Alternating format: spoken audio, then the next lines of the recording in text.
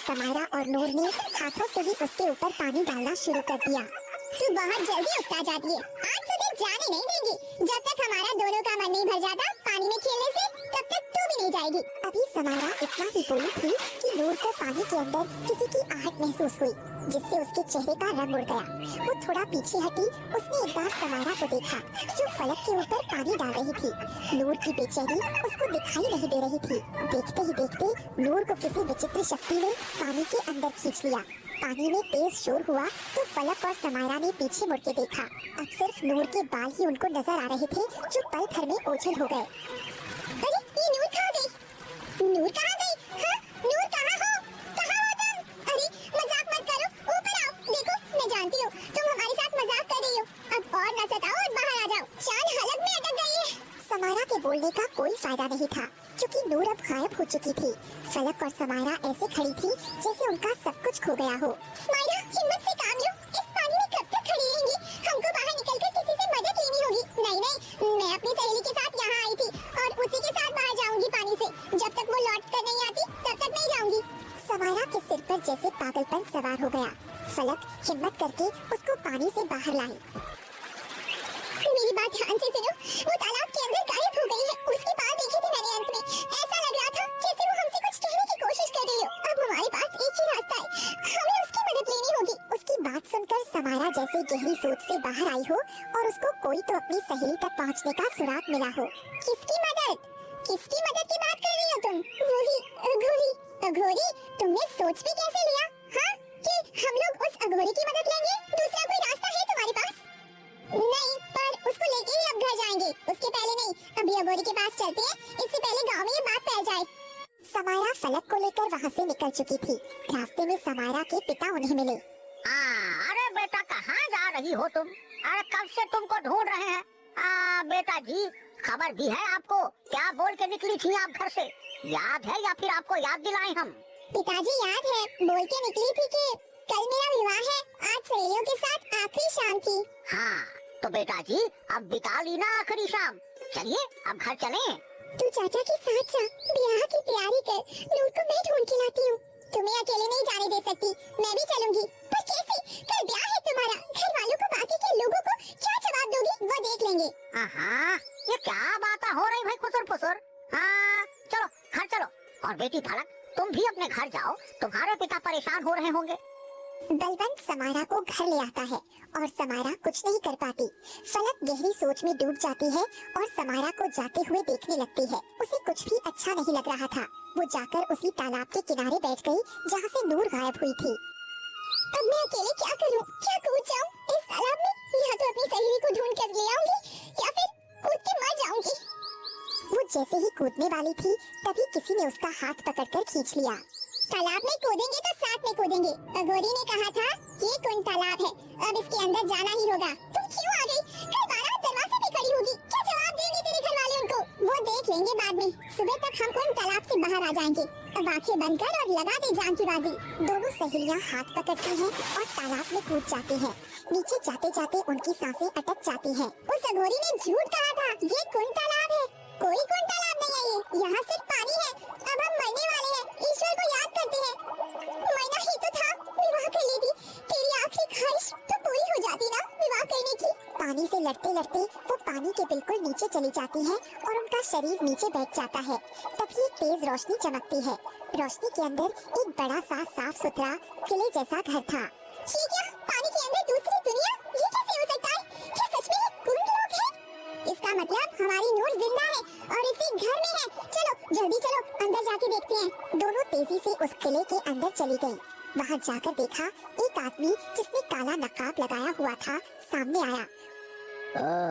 तो तुम लोग नूर को ढूंढने आई हो ना धरती लोक से? हाँ, आपको कैसे पता? और आप कौन है? क्या आपको पता है हमारी सहेली कहाँ है? वो इसी दुनिया में रुकी हुई है ना? मेरे साथ आओ। दोनों को थोड़ा सा तो विचित्र लग रहा था ये आदमी, परंतु उसके पीछे जाने के सिवा उसके पास कोई दूसरा रास्ता नहीं था। इसलिए चुपचाप दोनों उसके साथ चली जाती हैं। अंदर जाकर रहबर उनको एक कक्ष में ले जाता है और आगे से दरवाजा बंद कर देता है। दरवाजा बंद होते ही उस कक्ष में इतना अंधेरा हो जाता है जैसे किसी एक भी छेद से कोई रोशनी न आ रही हो। इस अंधेरे को देखकर फलक जोर से चीखती है, बाहर निकालो हमें यहाँ से।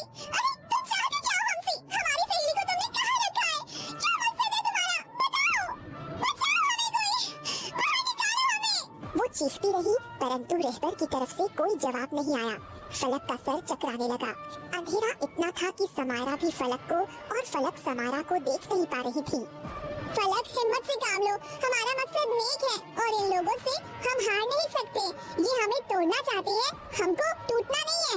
मेरा दम घुट रहा है, मुझे सांस नहीं आ रही है। इतना बोलते ही फलक मूर्छित होकर जमीन पर गिर गई। उसके गिरने की आवाज से समायरा अंधेरे में उसको ढूंढने लगी। फलक, कुछ नहीं होगा, हिम्मत रखो, मैं आ रही हूँ तुम्हारे पास। समायरा टटोल टटोल कर फलक के पास पहुंची और फलक के सिर को सहलाने लगी। फलक, देखना, लोग कहते हैं अंधेरे के बाद रोशनी आती है, हमें बस उस रोशनी को ढूंढना है। समायरा ने बहुत प्रयास किया वहाँ से निकलने का, परंतु निकल नहीं पाई। बाहर आओ, तुमको मालकिन ने बुलाया है, आओ। मालकिन? ये मालकिन कौन है? रहबर ने कोई जवाब नहीं दिया। समायरा ने फलक को सहारा दिया और दोनों गिरते पड़ते हालात में बाहर आ गईं। बाहर की रोशनी कम ही थी, फिर भी कम रोशनी देखकर ही उनकी आंखें चौंधिया गईं और जब पूरी आंखें खोली तो दोनों को अपनी आंखों पर यकीन नहीं हुआ। नूर एक बड़े से सिंहासन पर बैठी थी। फलक, देखना, हमारी सहेली मिल गई। यहाँ हमारा हाल भूख और अंधेरे से खराब हो गया और तुम यहाँ आराम से बैठी हुई हो। अरे कैसी सहेली हो तुम, देखने भी नहीं आई। मेरा घर पसंद नहीं आया? तुम्हारा घर? हाँ, मेरा घर, यही तो रहती हूँ मैं पिछले 20 वर्षों से। 20 वर्ष की तुम हो भी नहीं। मजाक करने के लिए पूरा जीवन पड़ा है। अभी घर चलती है, सब परेशान हो रही होंगी और तुम तो जानती ही हो, आज समायरा का विवाह है, देरी हो गई तो बारात वापस चली जाएगी, फिर कभी उसका विवाह नहीं हो पाएगा। गाँव वालों को जानती हो ना, कैसे कैसे लोग हैं, पंचायत बिठा लेंगे वो लोग। फलक की बात से नूर को कुछ फर्क नहीं पड़ा तो अमारा को गुस्सा आया। वो फलक को वहीं छोड़ नूर के पास आकर खड़ी हो गई और उसको खींचते हुए बोली, नूर, बहुत हो गया मजाक, चल गाँव चलते हैं। मुझे डर लग रहा है, क्या जवाब दूंगी बाकी के लोगों को। समायरा ने जैसे ही नूर का हाथ पकड़ा, नूर ने उसको जोर से धक्का दिया जिससे अमारा दूर जा गिरी। तुम दोनों पागल हो जो मेरे पीछे यहाँ तक चली आई। अरे मूर्खो, इतना नहीं समझ पाई, ये मेरी एक चाल थी तुमको यहाँ लाने की, और देखो तुम मेरे जाल में फंस गई। मुझे तो ये समझ ही नहीं आ रहा, तुम इतनी मूर्ख कैसे हो सकती हो। क्या कहना चाहती हो, साफ साफ कह दो, क्योंकि कल से अब तक भूख और अंधेरे ने और इस सुनसान जगह ने दिल को शमशान जैसा बना दिया है। एक रात यहाँ रहने के बाद समझ आ गया है, यहाँ कुछ तो बड़ा रहस्य है। अब शुरुआत तुम ही कर लो। मेरा सच जानना चाहती हो ना, तो सुनो, मैं तुम्हारी सहेली नहीं थी और तुम यहाँ तक आ सको इसीलिए तुमको सहेली बनाया, ताकि समय आने पे तुमको यहाँ कैद कर सकूं। वैसे मूर्खता की हद होती है। 2 साल मेरी सहेली बनी रही, आज तक कभी ये भी नहीं पूछा कि मेरा परिवार कहाँ है और मैं तुम्हारे घर क्यों नहीं जाती। जहाँ तक मेरा अंदाजा है, गाँव की सहेली एक दूसरे के घर आती जाती रहती है ना, क्योंकि तुम बोलती थी दोस्ती बस घर के अंदर तक नहीं जाएगी। अब मुझे समझ में आ रहा है तुम ये सब क्यों बोलती थी। अब मैं सच्चाई जानना चाहती हूँ, बोलो क्या रहस्य है तुम्हारा। जो सच में तुम मेरी सच्चाई जानना चाहती हो? हाँ, ये बात 20 वर्ष पहले की है। माँ, कहाँ हो आप? देखो ना, बाहर कोई आपको बुला रहा है। अरे बेटा, कौन है? अंदर बुला लो। वो हमारा पड़ोसी है ना, उनके यहाँ कल विवाह है, जिसके लिए आपने मुझे लाल चुन्नी और पीला लहंगा बना के दिया, वो लोग आए हैं। अच्छा, तो बस विवाह का न्योता देने आई होंगी। नहीं माँ, वो आपसे कुछ बात करना चाहती है, मैं देखती हूँ। सावित्री उठकर बाहर चली गई। दरवाजे पर मोहनदास खड़े थे। बहन जी, एक जरूरी बात करनी थी आपसे। आपको तो पता ही है, परसों मेरे बेटे का विवाह था, परंतु अचानक लड़की बीमार पड़ गई और मर गई। अंदर आओ। सावित्री मोहनदास को अंदर बुलाकर लाई। परंतु अचानक लड़की बीमार पड़ गई और मर गई। हे ईश्वर, ये कैसे हो गया? देखो बहन जी, बीमारी, जिंदगी और मौत, ये तो ऊपर वाले के हाथ में है। गांव वाले तो यही कह रहे हैं कि विवाह में सुख नहीं लिखा था, इसीलिए लड़की मर गई। गलत जगह विवाह होने से बेहतर है कि इंसान मर जाए। कई घरों में हम अपने पुत्र का रिश्ता लेकर गए, परंतु कोई भी मान नहीं रहा विवाह के लिए। इस गांव में सबसे ज्यादा तो नहीं, पर अच्छे लोगों में हम आते हैं। हाँ, सही कह रही हो, तुम लोग तो बहुत जमीन वाले हो। फिर क्यों कोई अपनी बेटी नहीं देना चाहता आपके घर में? पता नहीं, इसीलिए मैं आपके घर आया हूँ। क्या आप नूर का विवाह मेरे पुत्र से करेंगी? क्योंकि मैं आपको जानता हूँ, आप पुरानी बातों को नहीं मानती। आप पे कोई जोर जबरदस्ती नहीं है। आप चाहे तो मना भी कर सकती हैं, परंतु मैं चाहता हूँ कि मेरे पुत्र का विवाह उसी मुहूर्त में हो जो तय हुआ था, और मेरा पुत्र भी होने वाली पत्नी के अचानक मरने से सदमे में आ गया है। उसको भी गम भुलाने में आसानी होगी। इसमें सोचने समझने वाली कोई बात नहीं है। मैं इस विवाह के लिए तैयार हूँ। मेरी नूर ऐसे तो लाखों में एक है, परंतु श्याम भी बहुत सुंदर और अच्छा नेक लड़का है। हम इस विवाह के लिए तैयार हैं। और इस तरह नूर और शाम का विवाह हुआ। 4 साल बीत गए। एक दिन नूर अपने घर में बैठी शाम की प्रतीक्षा कर रही थी। तभी शाम का दोस्त बलवंत वहाँ आया। अरे भाभी, आप अपने घर का रास्ता भूल गई हैं क्या? बिल्कुल सामने घर है और कभी घर भी नहीं जाती हैं। आपकी माँ बोल रही थी एक दिन मेरी पत्नी से। क्या बताऊं भैया, श्याम जी देर से घर लौटते हैं, सुबह सुबह निकल जाते हैं, घर में कोई नहीं होता है। इतनी बड़ी हवेली है, अब मैं घर जाऊं तो इस घर में कौन रहेगा? वैसे एक बात तो है, आपकी किस्मत बदल गई है। इतने बड़े घर की बहू बन गई। आपके यहाँ तो अनाज भी 6 महीने का 12 महीने खाना पड़ता था। सच कह रहा हूँ ना? नूर को ये सारी बातें अच्छी नहीं लगी, फिर भी उसने कुछ नहीं कहा। वैसे भाभी, आपके दिल में कभी ख्याल नहीं आता कि इतने सारे पैसे लेकर कहीं भाग जाएं? अरे ये मेरे पति हैं, मैं उनके पैसे लेकर कहाँ भागूं? उनका जो है वह मेरा अपना ही है, मेरे अलावा उनका कोई भी नहीं है। बाबूजी भी जब से गए हैं तब से सारी जिम्मेदारी इन्हीं के ऊपर आ गई है। बलवंत वहाँ से चला गया और घर आकर अपने छोटे भाई सोहम से सारी बात कही। क्या कहना चाहते हो? साफ साफ कहो आप। अरे सोचा था कि नूर से विवाह करूंगा, पर नूर की माँ ने सही जगह हाथ मार लिया। समय से पहले ही श्याम से उसका विवाह कर दिया। अरे जब तक हम खाने कमाने लायक हुए तब तक श्याम ने बाजी मार ली। नूर, अरे नूर जैसा उसका नाम है ना, उससे भी कहीं ज्यादा नूर है उसके चेहरे पे। हमारी पत्नी तो ऐसी लगती है उसके सामने जैसे नौकरानी हो। अरे भाई देखो, जिसके पास जैसा धन वैसी तकदीर। अब जितना हमारा काम है ऐसी हमें पत्नी मिल गई। और वैसे भी माँ मेरा विवाह करने को बोलती थी नूर से। आप क्यों इतना जल रहे हो? मुझे तो कोई फर्क नहीं पड़ा नूर से, उसके विवाह से, उसके पति से। आपको क्यों इतना पड़ रहा है? अरे देख, तेरा विवाह करने का माँ बोलती थी, बड़ा मैं था। इसीलिए विवाह के बारे में कि नूर से मेरा विवाह हो जाए मैं ही सोचता था। मैंने ही सपने पाल के बैठे थे, क्या कहूँ मैं। बलवंत अजीब सा मुंह बनाकर बाहर की ओर चला गया। वो अपनी जलन को छुपा नहीं पाया। कुछ तो चल रहा था उसके मन में। वो चलते चलते घर के बाहर आ गया और एक जगह बैठ गया। ये नफरत की आग इतनी जल क्यों रही है? मेरे मन में ऐसा लग रहा है कि मैं क्या कर डालूं। जिस लड़की को पसंद किया उसी का विवाह बिल्कुल घर के सामने हो गया। दूर होता तो उसकी खुशी से फर्क नहीं पड़ता। आंखों के सामने अपने प्यार को किसी और के बाहों में किसी और के साथ। तभी उसकी नजर शाम पर पड़ी, जो बड़े सुकून से घर की ओर जा रहा था। ये होता है सुकून। हाँ, जब पैसा और पत्नी दोनों अच्छे हों तो मर्द के चेहरे पर सुकून उभर ही आता है। ससुरा, ये सुकून तो हमें कभी नसीब नहीं होगा। घर जाओ तो हमारी पत्नी की शक्ल कुछ तो बुरी है ही, और कुछ वो बुरी बना लेती है मुझे देख के। अब इंसान करे तो करे क्या? इंसान अपना दुख तो सह ले, पर ससुरा इस श्याम का सुख सहा नहीं जाता मुझसे। बलवंत अपना गुस्सा सह नहीं पाया। वो अपनी जगह से उठा और उसने शाम के सिर पर एक ईंट से वार किया, जिससे शाम एक बार में ही गिर गया। बलवंत का गुस्सा इतना बढ़ गया था कि उसको ये पता ही नहीं लगा कि वो क्या कर रहा है। देखते ही देखते उसने शाम के सिर पर कई बार ईंट से वार किया और शाम मर गया।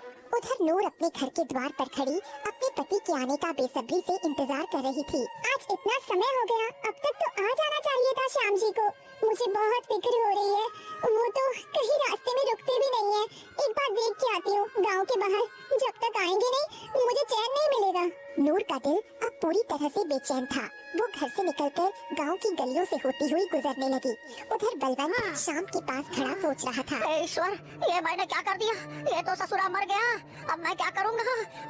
अरे छोड़ो इसको, भागो। वो उसको छोड़कर भागने लगा। तभी नूर भागते हुए आई। बलवंत, तुमने मेरे पति को मार डाला। अरे ससुरा श्याम तो मारा गया, नूर ने भी देख लिया। अब तो ये मुझे सजा दिला कर रहेगी। अब मैं क्या करूं, क्या करूं, क्या करूं, क्या करूं? ऐसा नहीं हो सकता, आप मुझे छोड़ के नहीं जा सकते। मैं आपको खो नहीं सकती। आपके सिवा मेरा दुनिया में कोई भी नहीं है। मेरा सुबह गुजर नहीं सकता। उठिए, उठिए। उठिए। जब तक अपने विलाप में है तब तक तो ठीक है, जब ये होश में आएगी तो मुझे सजा जरूर दिलाएगी। इसका कुछ न कुछ तो करना पड़ेगा। क्या करूं? वो भागकर सोहम के घर आया। हाँ, सोहम! अरे सोहम दरवाजा खोल! अरे सोहम दरवाजा खोल! अरे कौन है इतनी रात को? अरे दरवाजा खोल जल्दी से, आवाज मत कर, जल्दी आ। क्या हुआ भैया, आप इतने घबराए हुए क्यों हो? मैंने श्याम का खून कर दिया। क्या? क्यों? ये आपने क्यों किया भाई? समय नहीं है मेरे पास। जल्दी चल, इससे पहले कि सुबह हो जाए और लोग जाग जाएं। मेरे साथ चल। अरे तो मैं कहाँ जाऊँ? नूर ने मुझे अपने पति का खून करते हुए देख लिया है, वो मुझे सजा जरूर दिलाएगी। इससे पहले कि वो होश में आ जाए हमें उसको रास्ते से हटाना होगा। क्या बात करते हो भैया, एक खून के ऊपर से एक और खून? आसान है क्या ये सब? हलवा है क्या? आप कर सकते हो, मैं किसी का खून नहीं कर सकता। दिमाग खराब है क्या? अरे तो क्या अपने भाई को मरने देगा? तो खून के रिश्ते अब सफेद हो गए क्या? क्या बातें करता है तू रे? ठीक है भाई, चलो चलते हैं। अब जैसा आप बोलो वही करेंगे। आपको बचाने के लिए तो कुछ भी करूंगा। चलो। दोनों चलते हुए श्याम और नूर के पास आए। नूर उनको देखकर अपनी जगह से खड़ी हो गई। बलवान, तुमने मेरे पति को मार डाला, तुझे जिंदा नहीं छोड़ूंगी मैं। मेरे पति का क्या कसूर था, मुझे ये तो बता दे। कसूर कुछ नहीं था, बस मैं जल्दी गुस्से में आ जाता हूँ नूर। आज भी गुस्सा सर पे चढ़ गया और उसमें तुम्हारा पति मर गया। सच कहता हूँ नूर, उसको मारना नहीं चाहता था, परंतु जब गुस्से में होता हूँ ना मैं आपा खो देता हूँ। राजा के पास जाऊंगी, अपने पति के लिए इंसाफ मांगूंगी। देखो तुम वहाँ नहीं जा सकती हो, क्योंकि इतना बोलते ही बलवंत ने नूर को भी ईंट से मारना शुरू कर दिया। वो अपने पति की लाश को देखकर पहले ही मर गई थी। अब बलवंत ने सोहम के साथ मिलकर उसको घसीटना शुरू किया और तालाब के किनारे ले गए। उसको तालाब में फेंक दिया। भाई ये मर तो गई होगी ना, पक्का है? अरे इतनी ईंट में तो उसके पति ने दम तोड़ दिया। फिर ये किस खेत की मूली है? ये तो एक लड़की थी। अब एक काम कर, उसके पति की लाश को भी इसी तालाब में डाल देते हैं। उसकी आंखें बंद हो गई। वो गिरती जा रही थी। गिरते गिरते वो कुंड लोक के किले के द्वार के पास आकर गिरी। उसके गिरते ही एक बूढ़ी औरत दौड़ कर आई। उस बूढ़ी ने देखा नूर के शरीर में कुछ ही सांस बाकी थी। उसका शरीर पूरी तरह टूट चुका था। कुछ जीने की आस भी खत्म हो गई थी और कुछ वो जीना भी नहीं चाहती थी। मुझे इसको बचाना होगा। बुढ़िया नूर को किले के अंदर ले गई और उसके जख्मों पर लेप लगाया, परंतु नूर की हालत बहुत नाजुक थी। अब मुझे अपनी शक्ति का प्रयोग करना होगा। कोई इंसान अधूरी आरज़ू लेके मर जाए तो उसकी आत्मा सुकून नहीं पाती, और ये इस दुनिया में आई है तो जरूर किसी मकसद से आई है। इस तालाब में ना जाने कितने लोग गिरते हैं, यहाँ तक आज तक कोई नहीं आया। बुढ़िया ने आंखें बंद की और कुछ पढ़ने लगी। उसके पढ़ते ही कुछ अक्षर हवा में घूमने लगे और वो अक्षर नूर के जिस्म में समा गए। जो नूर आंख नहीं खोल पा रही थी, उसके जख्म पल भर में गायब हो गए और वो उठकर बैठ गई। कहाँ हूँ मैं? आप कौन है? क्या मैं मर गई या जिंदा हूँ? तेरी मिली हुई जिंदगी के कुछ पल बचे हैं। मैंने तुझे जादुई शक्ति से जोड़ दिया है। अब तू जिंदा रहेगी। जब तक तू चाहे तब तक तेरी जिंदगी चलेगी। तेरी जिंदगी के दिन आज से रुक गए। ना तुझे गर्मी लगेगी, ना तुझे सर्दी लगेगी, और ना ही तेरी जिंदगी बढ़ेगी। जब तक मैं चाहूँ, मतलब तेरी उम्र आज यही रुक गई। तू 20 वर्ष की है ना, हमेशा 20 वर्ष की ही रहेगी। और आज से तुझे तेरी अच्छाइयाँ छोड़ के तुझे मेरी इस काली दुनिया में रहना होगा। यहाँ दुनिया जैसा तो नहीं है। रोशनी, सुंदरता और स्नेह, नफरत, परंतु शक्ति है जिससे जो चाहे तो छीन सकती है। अब मुझे रोशनी में रहकर भी क्या करना है? मेरी जिंदगी की रोशनी मेरे पति के साथ खत्म हो गई। अब से मेरा एक ही मकसद है, उस बलवंत का अंत। और उसके बाद मैं इस अंधेरी जगह की मालकिन बन गई और धरती पे आ गई तुम लोग से दोस्ती की, ताकि तुम्हारे दोनों के पिता को वो दर्द दे सकूं जो उसने मुझे दिया था। संतान का दुख सबसे बढ़कर होता है। तुम दोनों को मैं यहाँ इसीलिए लाई ताकि तुम भी वो कह सको जो मैंने 20 साल कहा। पिताजी ने ये सब किया तुम्हारे साथ, तो 20 वर्ष तुम इस अंधेरे में रह रही हो। हमारी एक रात में इतनी खराब हालत हो गई तो तुम्हारा क्या ही हाल हुआ होगा। मुझे ये कहते हुए शर्म आ रही है। सोहम, मेरे पिताजी, अब हम इससे आगे क्या कहें? तुम चाहो तो हमें अभी के अभी मार सकती हो, परंतु क्या पिताजी को एहसास भी है जो उन्होंने नूर के साथ किया है? मुझे नहीं लगता उन्हें एहसास भी होगा। वही बलवंत तालाब के किनारे खड़ा हुआ था। अघोरी उनके साथ था। तुम दोनों की बेटी आई थी मेरे पास। वो इस दुनिया में जाना चाहती थी। मैंने मना भी किया परंतु वो नहीं मानी। मेरे द्वार पे बेटी की बारात खड़ी हुई है। मेरी बेटी के भतीजी इस दुनिया में चली गई। जो मैंने 20 वर्ष पहले किया वो आज मेरे सामने आकर खड़ा हो गया। अब मैं क्या करूं? अपनी पत्नी को, बेटी के ससुराल वालों को क्या जवाब दूंगा? मैं क्या जवाब दूं? भैया अब गलती की है तो सुधारना तो पड़ेगा। अरे कैसे सुधार लूं गलती? कैसे सुधार लूं गलती को? नूर तो मर गई है। वो जिंदा होती तो उससे माफी मांग लेता। नूर जिंदा है और वही तुम्हारी बेटियों को अपनी दुनिया में ले गई है। अब वो तुम्हारा बदला तुम्हारी बेटी से लेगी। हाँ हाँ वो जिंदा है पर कैसे कैसे जिंदा है? अघोरी ने सारी बात बलवंत को बता दी। हाँ अब मुझे अपनी बेटी को बचाना है तो मुझे उस कुंड लोक में जाना होगा। अपनी बेटी को नहीं खो सकता। नूर से माफी मांग लूंगा। वो बहुत अच्छी है, उसका दिल बड़ा है, वो मुझे माफ कर देगी। मैं भी आपके साथ चलता हूँ। मेरी भी बेटी वहीं पे है। दोनों कुछ ही देर में कुंड लोक पहुँचे और नूर के पैरों में गिर गए। हमें माफ कर दो, हमें माफ कर दो। हमसे गलती हो गई थी। जो हमने किया वो जानबूझ के नहीं किया। बलवंत को अपने पाँव में झुका देख नूर को वो 20 वर्ष याद आ गए। एक एक पल कैसे जिए थे उसने ये दिन। वो गहरी सोच में थी। तभी बलवंत ने नूर के पैरों को खींचकर उसको गिरा दिया और उसके बाल पकड़कर बोला,